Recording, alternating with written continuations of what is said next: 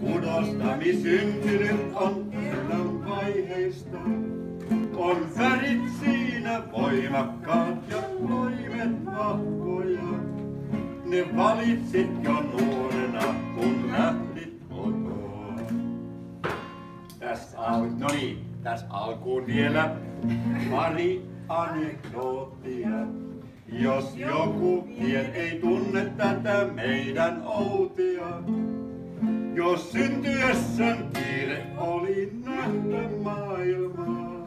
Siksi hätävilkut päällä vietiin Soile sairaalaan. Outille on tyypillistä se, että asiat tehdään ajoissa, mieluummin vähän etukäteen.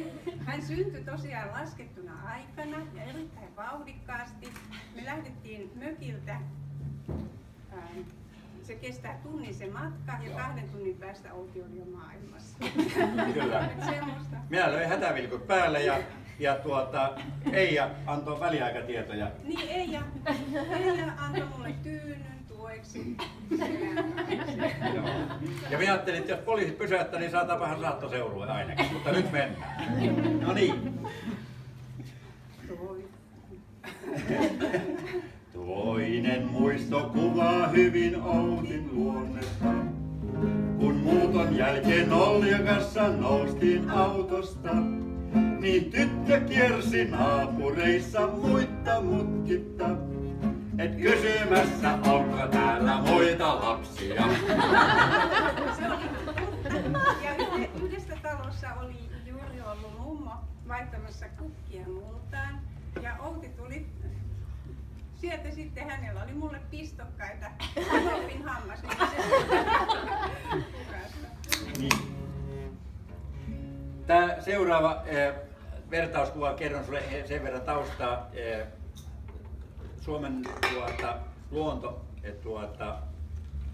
Perhoset luonnossa, kirja sanoo sen suoraan, että haapaperhonen on tumma, Suomen suurimpia, komeimpia perhosia. Ja sen tapana on lennellä puiden latvoissa. Se ei ole mikään hukasta kukkaa lentävä perhonen.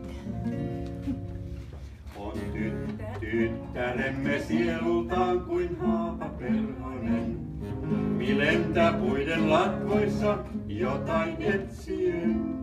Mut samoin näin kuin haavan lehti hiljaa havisee.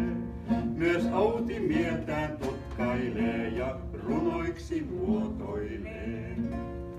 Kaikkiaan me tiedämme jo Outin blogikirjoituksesta. On ulkomuoto perhosen myös varsin komea. Sen huomas mallitoimistot jo varsin nuorena. Niin alkoi ura henkarina muokkaa. Vei kaupunkeihin maailmalle nuoren tyttösen. Tuon menestyksen portailla on monta askelmaa. Ei niitä nousta hissillä, ne usein uuvuttaa. On Outin eräs vahva piirre, määrätietoisuus. Siksi päätti jättää mallin työt ja kääntyi leppiuus. Tähän liittyy se sanonta, minkä me kuulimme juuri äsken. Teidän keskenne sanotuksi. Tuo lehti taisi havista jo kouluaikana, kun festareilla muuan herra kävi kuumana. Niin että meidän vanhempina piti huomauttaa, ei joka päivä arkisin noin tiivisti olla saa.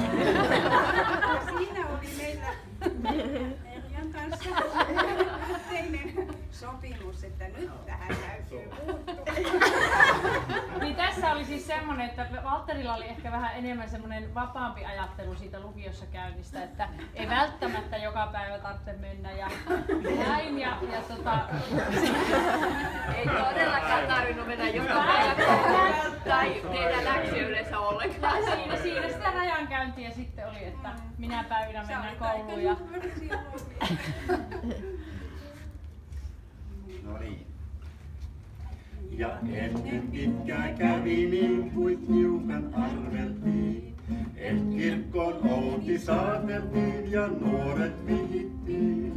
Nyt uudet piirteet esiin nousi Outin luonteessa. On järjestys nyt kaikessa ja kotikunnossa. Muistat, kerropas tämä Outin kodinrakennus vietti. Sehän oli tyypillistä jo silloin kotona, siis meidän kotona, kun Outi asui, niin hän muutti huoneenjärjestystä vähän väliä, joka ei ollut kovin siis, se vaati aika paljon, koska se huone oli pieni, eikä se nyt niin kauheasti ollut sänky ja pöytä, eli ne vaan jatkuvasti sai paikkaansa. Rullas näin.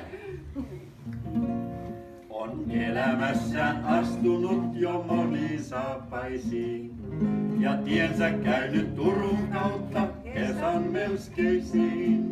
Ja huipputöiden ohella on perhe kasvanut, jo 2 poikaa tengeltää, ken olis arvannut.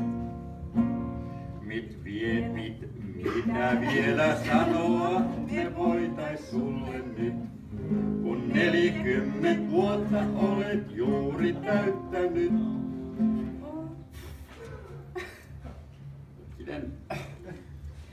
Siis oot meille ollut rakas Outto, meidän Outi. Ja sydän